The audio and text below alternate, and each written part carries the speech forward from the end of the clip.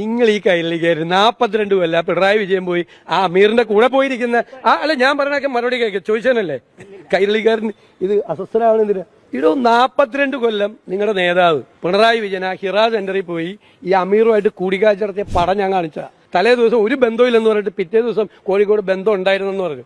അദ്ദേഹത്തിന്റെ വീഡിയോ ഞാൻ കാണിച്ചു തരട്ടെ. ഇവിടെ ഇപ്പോ ജമാഅത്തെ ഇസ്ലാമിയെ പോലുള്ള ചില സംഘടനകൾ, PDPയെ പോലുള്ള ചിലർ ഞങ്ങളെ സഹായിക്കുന്ന നിലയാണ് ഈ തെരഞ്ഞെടുപ്പിൽ എടുത്തത്.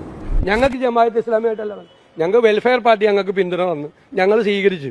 ഇതൊക്കെ ഇങ്ങനെ മറക്കാമോ ഇപ്പോഴത്തെ കാലത്ത്? എന്റെ വീണ്ടും ചോദിച്ചുകൊണ്ടിരിക്കുക ജമാഅത്തെ ഇസ്ലാം നിർത്ത്.